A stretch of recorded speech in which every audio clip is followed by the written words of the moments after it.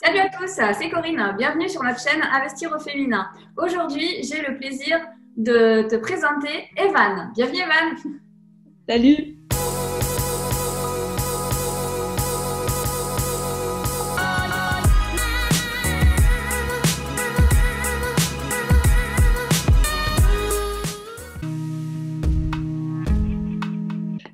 Je suis née à Nantes, donc je suis de l'Ouest là-bas. Et en 1972, je suis très vieille, donc à Lyon, pour l'instant. Voilà, Lyon-Villeurbanne. Locatif.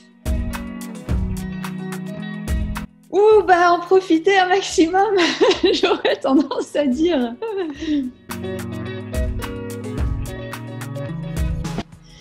Pour moi, l'immobilier, c'est la retraite, parce qu'en fait, c'est le seul moyen que j'ai trouvé pour l'instant de mettre de l'argent de côté pour me faire un petit complément à la retraite.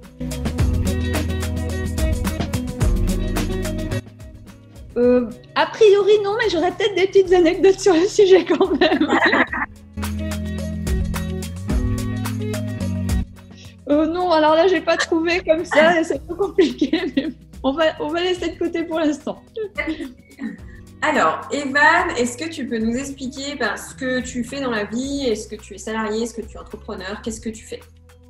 Les deux, mon adjudant. Donc, en fait, je suis salariée, je suis chef de projet système d'information dans un gros groupe industriel de la région lyonnaise. Je ne le citerai pas.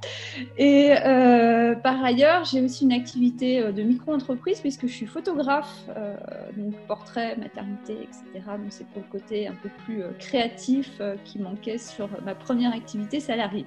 Voilà. Si on te parle plus investissement immobilier, comment est-ce que tu as ciblé les secteurs où tu investis?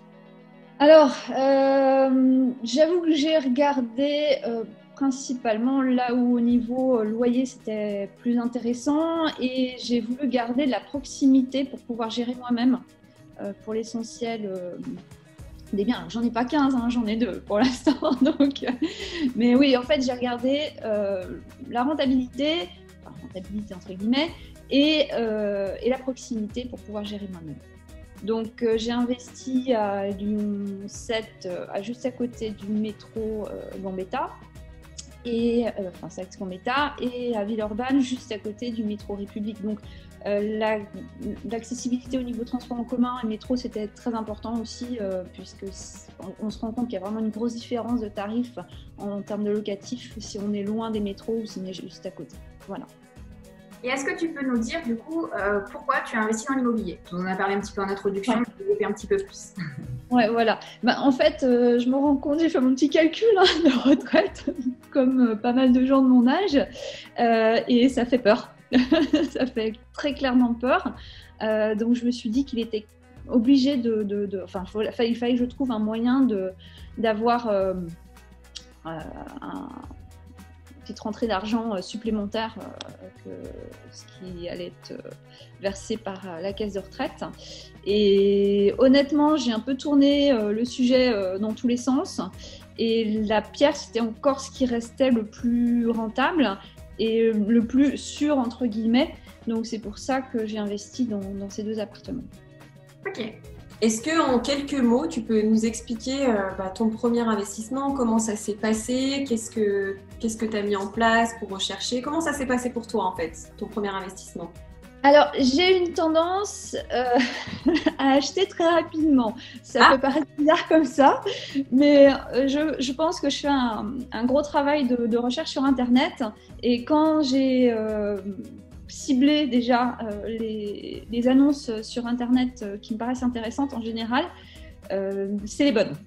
À quelque chose près, vraiment à quelque chose près, que ce soit en personnel ou en locatif. À chaque fois, c'est soit ma première visite, soit ma deuxième visite que je prends. Donc, jusqu'à présent, ça s'est plutôt très très bien passé.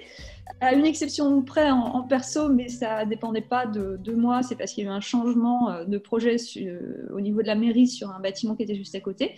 Mais dans l'ensemble, en général, je pense que je cible très bien directement par rapport aux annonces.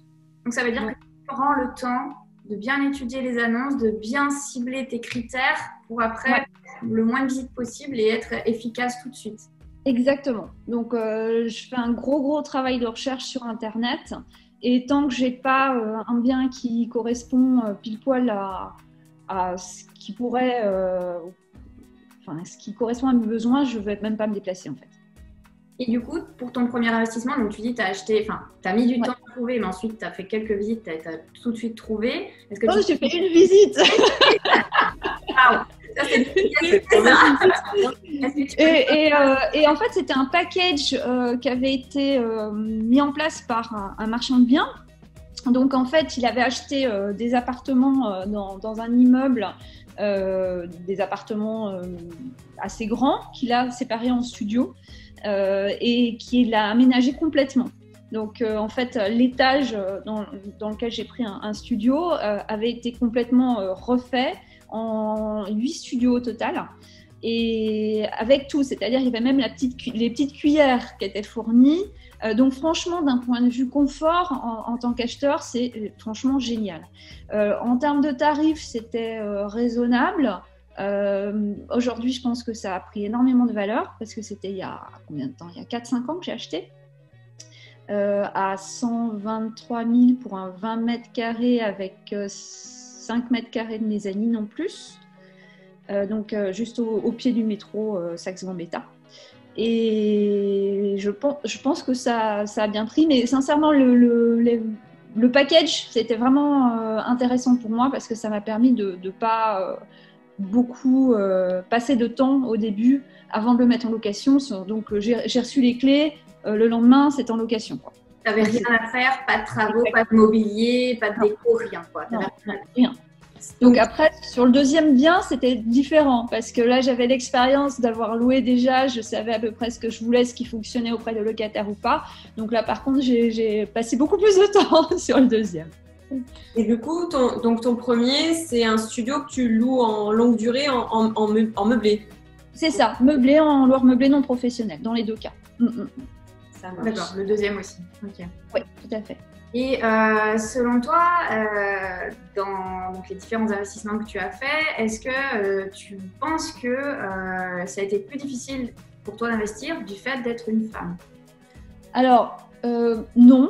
D'investir, non. Après, des fois, on a des surprises plus sur les artisans.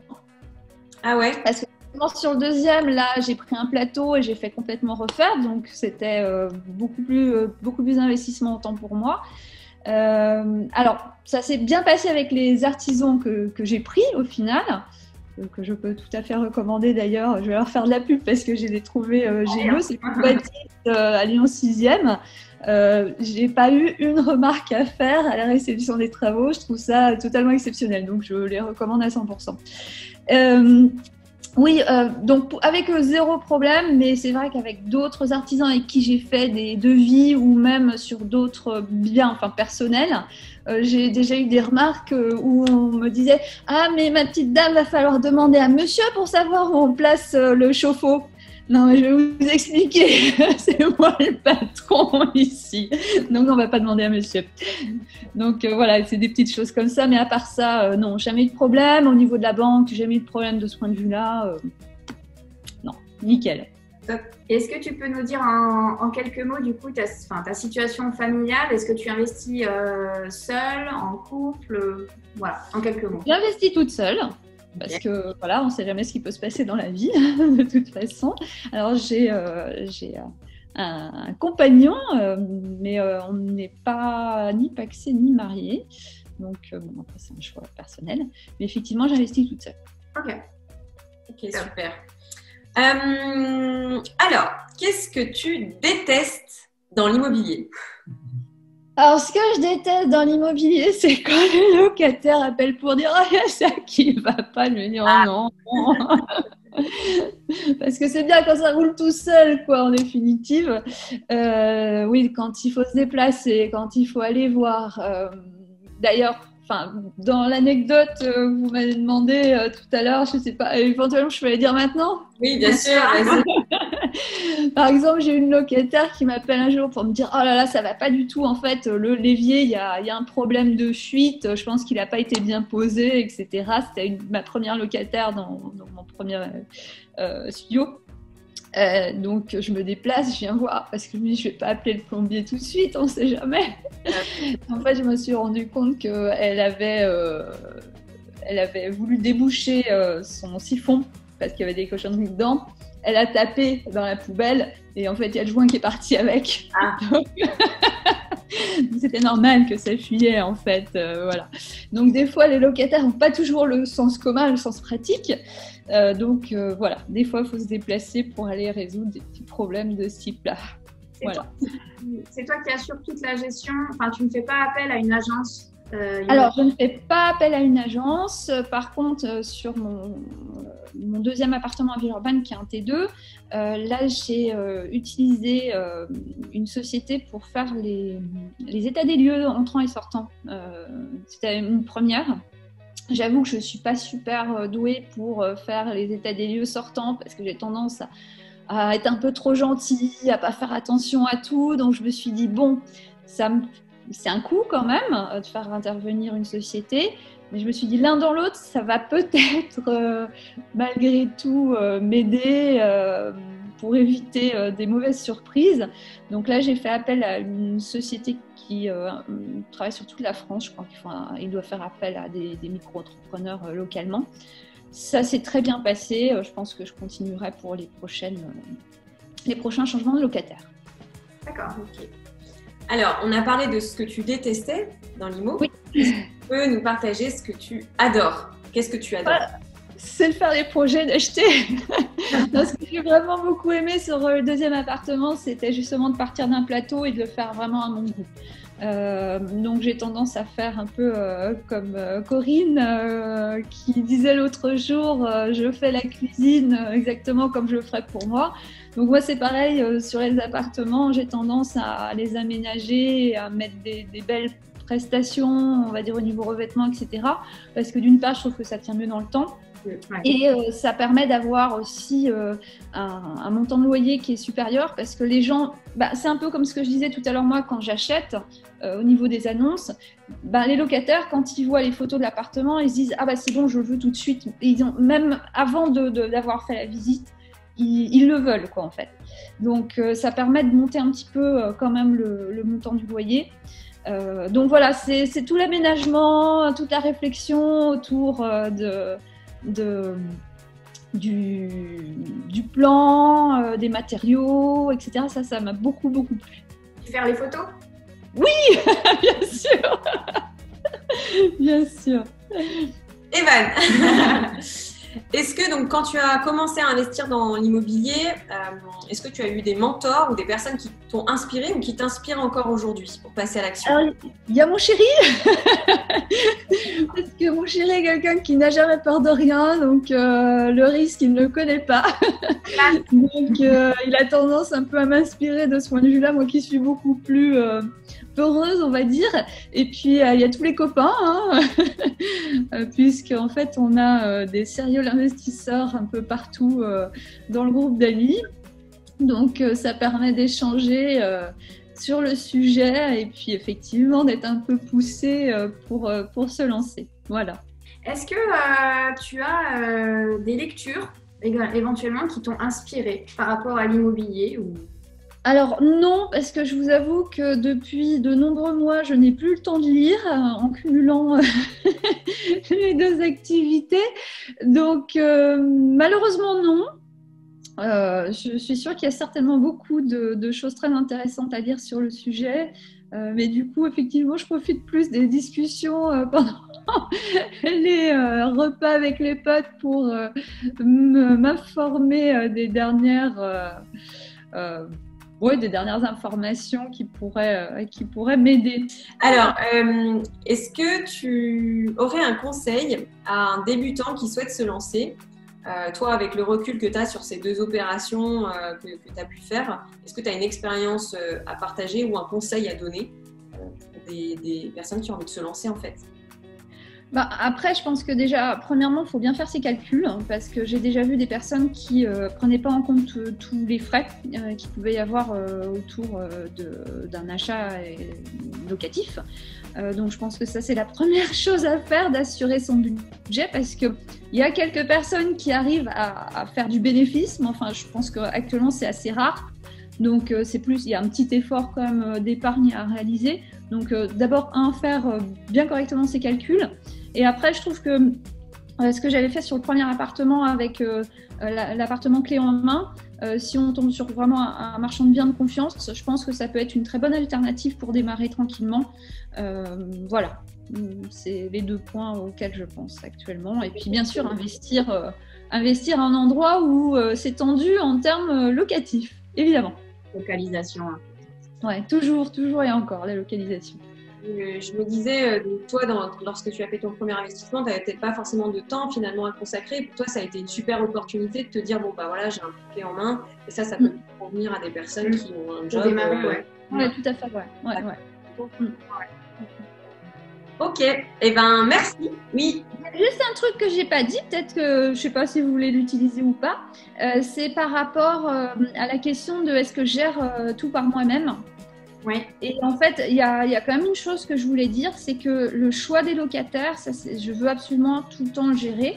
C'est pour ça que je voulais aussi en local, parce qu'en fait, j'aime bien rencontrer les gens et j'ai des feelings avec certaines personnes et pas du tout avec d'autres. Pour l'instant, ça a très bien fonctionné. Donc, je trouve que c'est assez important, si c'est possible, de rencontrer le locataire soi-même. Après, certaines agences font certainement du très bon boulot, mais je trouve qu'on n'est jamais mieux servi que par soi-même. Donc, c'est pas mal. Est-ce qu'il n'y a pas une notion de féminité là-dedans, dans le feeling? Peut-être. Sens, un détecteur, ouais. Voilà, c'est ça. C'est bien, il faut se faire confiance aussi, je suis d'accord avec toi. C'est pas toujours...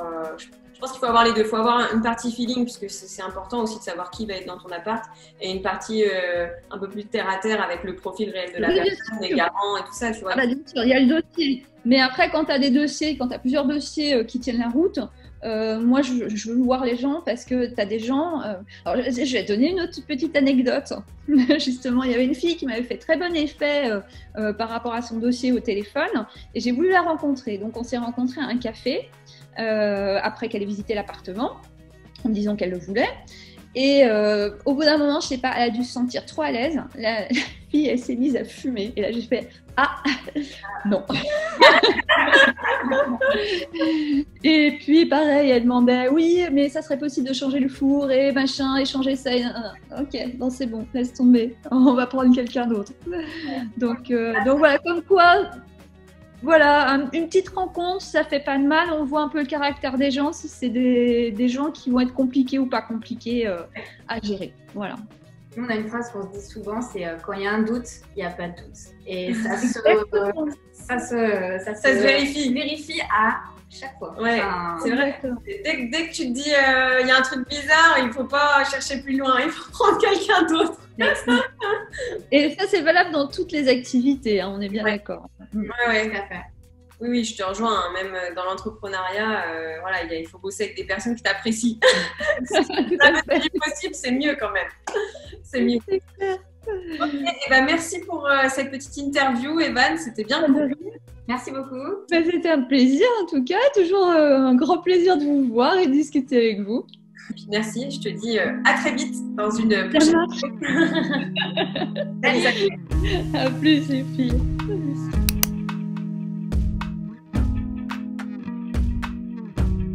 Attends. Alors oui. Attends. Ça a gelé. Attends. Ouais, excuse-moi. Refais connexion. Bon, c'est parce que... Attends. Désolée, attends. Il n'y a pas de problème. Pose ta question du coup. J'en profite pour me remoucher 2 secondes. Voilà, c'est ça, couper le montage. Ok. Voilà. Qu'est-ce que je voulais dire? J'ai perdu.